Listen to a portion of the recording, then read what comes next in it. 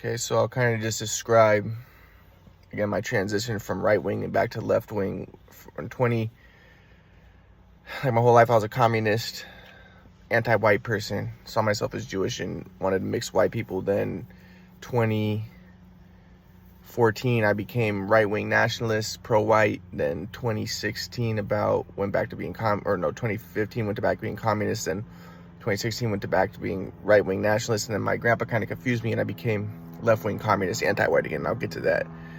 But like I said, I think when Trump was in office, like the way that I looked at it was I was thinking to myself, like people would say, oh, Trump's a white supremacist. But I started to look at things kind of like way that a lot of Republicans or a lot of like quote unquote white supremacists or right wingers do.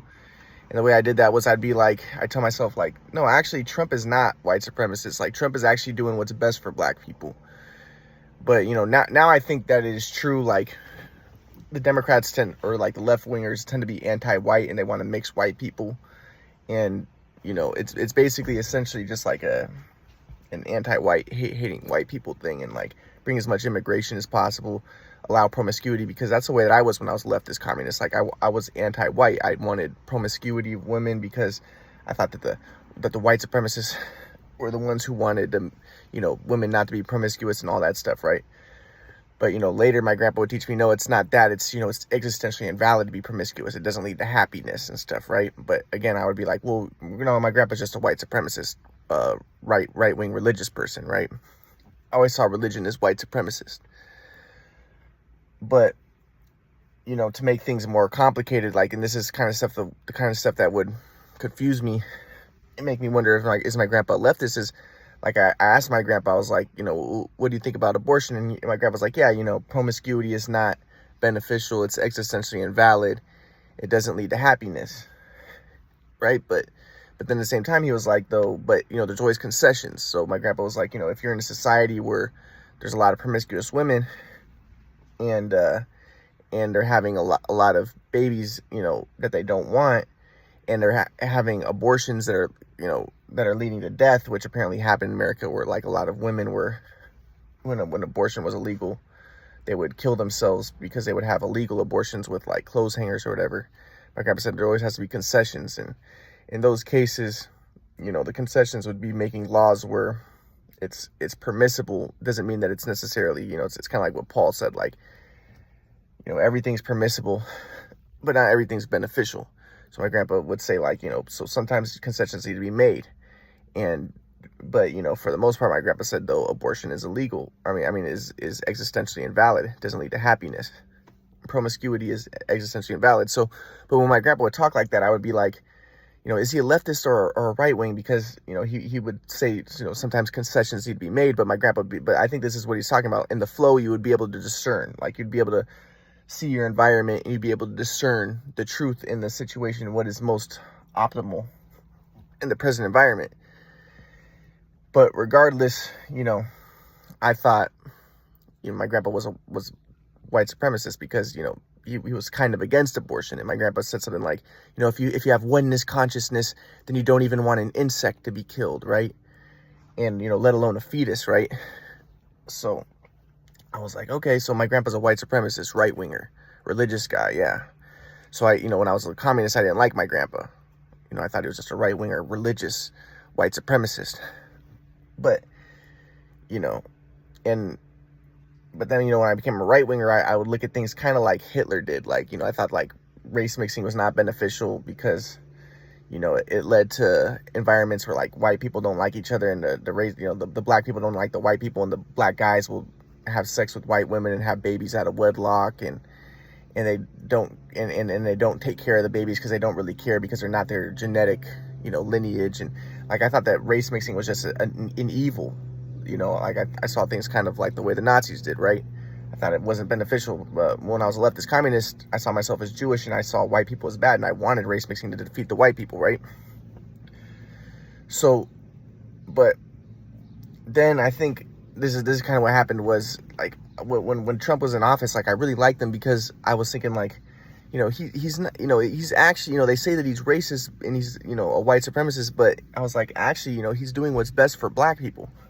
Because in my mind, this is the way I looked at it. I was like, by shutting the border, by creating a wall and everything, it's going to stop all the Mexicans or, Latin Americans from coming in. And that's going to, a lot of these Latin Americans, they end up killing black people. And it's not just, creating race mixing for white people and creating, problems for white people where, white people have to pay all the, welfare and all this stuff for Mexicans and stuff. And for Latin Americans, I was like, it also helps the black people, because then black people don't have to pay all that welfare. And I felt like, yeah. And also the Latin Americans kill a lot of black people in the gangs and stuff like that. And it's just like, I thought that, the race mixing was the most racist thing, because it leads to like the most problems. So I was like, no, it's actually, Trump is not racist, even though, like, when I was a communist, I would be like, no, Trump is, I would look at myself the way I was looking at it when I was a right-wing nationalist. I'd been like, oh yeah, that guy's a white supremacist. I would look at myself and been like, that guy's a white supremacist. He doesn't want borders. He's religious. He wants women to not be promiscuous. He's against abortion. He just wants to preserve the white race, and that's why he doesn't want open borders. He's a racist white supremacist. But, when I became like a right winger and I would look at Donald Trump, I'd be like, no, he's not racist. Like, he's actually, for black people, because he's trying to stop all the immigration that's going to end up hurting black people. And, making so, but really, I think deep down, really, I just wanted to help the white people. Like, I didn't want the white people to be mixed, and I didn't want all that type of stuff. Like, maybe I was quote unquote a white supremacist. I was a nationalist. But in my mind, I was like, no, Donald Trump is actually doing what's best for black people. And also, like, Donald Trump giving I looked at things the way that the Republicans do. So where I'd be like, the Democrats, like, I have a friend who's a Republican, and he's like, no, the Democrats are actually the KKK. The Democrats actually, with their abortion stuff, they wanted abortion because they wanted to destroy the black people. They wanted the black women to get abortions and destroy the black people. And, and the reason why they have welfare is, to separate the black family, give incentives for black men not to get married, and to tear apart the black household in order to destroy black people. So that's the way I started looking at it. So, like, I started thinking like, no, Donald Trump is actually the one who isn't racist. He's actually the one who's trying to help black people. That's the way that I was looking at it. But, I do think that, when I was leftist communist, I would have been like, yeah, Donald Trump is racist. He's just for white people. And I think that really deep down, I was pro-white. I became pro-white, and I wasn't for all the legal immigration. I wasn't for all of the, and I did think, all the welfare and stuff that I felt like was being taken from white people and stuff. But, in my mind, I was telling myself, no, it's actually, Donald Trump is not white supremacist. He's actually doing what's best for black people, So that's the way that I was looking at it. Now,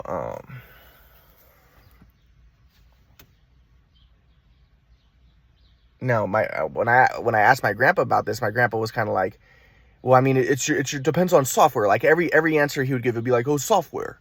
So, like, my grandpa would be like, yeah, some people, like, some of the Democrats, when they wanted abortion or whatever, or like Margaret Sanger, apparently she was like one of the people who founded abortion, and apparently she did it because she wanted to destroy black people.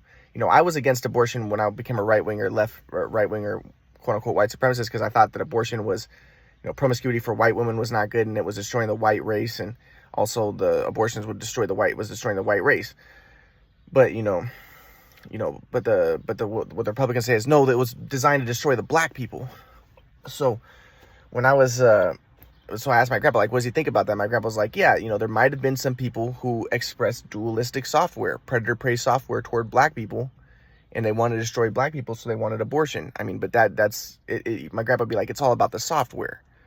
You have to just look at the software in the issue. And, but there's also mutual participation software, oneness consciousness software, where, you wouldn't be in predator-prey, dualistic, self-confirmatory software. So I was like, okay, so you're saying it's all about software, okay. But then this is the type of stuff that started to move me, again, from right-wing to left-wing communist. So I became a right-wing nationalist, pro-white person, pro-religious, to anti-religious, left-wing, communist, anti-white person in 2020. And I'll kind of describe what the type of stuff that was my grandpa's confusing me with. So I went to live with my grandpa in Washington, and for like a week, and this was in like this was right at the beginning of 2020, and this was right before COVID. And so I went up there, and at that time I was a right-wing nationalist, and I remember like I saw a Bernie Sanders car sticker, and in my mind again I was like, no, the leftist communists, they're the real racist ones. They want black people not to work, and because they want to destroy black people, and because I was kind of following the right-wing Republican like logic, like, yeah, but it destroys the black family, it destroys. So in my mind I'm like, yeah, the right-wingers are actually the non-racist ones, but so this is what was going on in my mind at that time. Even though like really deep down I just wanted to preserve the white race, because I thought there was an anti-white race mixing agenda, right? And but I went to, and I thought that was like the Democrats and liberals, they tended to be just anti-white. So then I went to my grandpa's place in Washington, and this is kind of what happened. Like my grandpa, again, the same thing. My grandpa was like, I'm there and I'm studying the quadrant model. I'm working nonstop on the quadrant model stuff. My grandpa was like, Ryan, if you're gonna, I went all the way up there, but my grandpa was like, Ryan, if you're gonna stay with me, you have to get a job. And the thing was, like, I would tell my grandpa, can you get me in touch with my mom and dad? Like, I wanted to talk to my mom and dad because I hadn't seen my mom and dad for so many years, and I wanted to talk to them. But my grandpa was like, well, the reason why your mom and dad won't talk to you is because they resent you because you're still dependent on them. Once you become independent on them, then they will talk to you. But that's a lie, because I did end up getting a job and stuff, and my parents still didn't talk to me. But he was like, then they'll talk to you. But the reason why they won't is because you're expressing ally-enemy software, because you're still dependent on them. And whenever you're dependent on someone, you express ally-enemy software, which is dualistic and self-confirmatory. And so long as you're dependent on them, they're going to resent you, and you're going to resent them because you're dependent on them. So again, in my mind, I'm like, this is just complete. When I was a leftist, I'd be like, yeah, my grandpa's a white supremacist, talking about against welfare, against, he's just a right-wing white supremacist. And he just is against welfare and against, all that type of stuff. So I'm like, okay, but I was like, Grandpa, I'm working on the quadrant model. I discovered the theory of everything. And this really requires all my time. Like, I'm studying nonstop. And I don't resent my parents for helping me. Like, my grandpa's like, you resent your parents because they help you. I'm like, I don't. I like it that my parents help me. It actually is like, it's very beneficial for me, and it doesn't make me resent them at all. What I resent my parents because you told them not to talk to me or see me, and that's what I resent, and that's what I'm upset about. So, and I felt like my grandpa was the one who ingrained this whole, make Ryan an independent thing, and, make him so he's not dependent. And they misinterpreted it as, okay, let's not talk to him, let's not see him. So my grandpa's like, no, you don't understand. The reason they won't talk to you and see you is because you're dependent on them, and they resent you for that. And that's not the case. I feel like from the very beginning, my grandpa's whole, like, oh, Ryan needs to be independent. He did that in high school. When the shootaway messed up my shot, my grandpa was like, oh, the reason why you and your dad are fighting is because you really just want to be independent. That's not the case. Wow, we were fighting because the shootaway messed up my shot, and I was trying to fix it, and my dad helped me my whole life with my shot, and I didn't know how to fix it. And, it was just a tragic situation.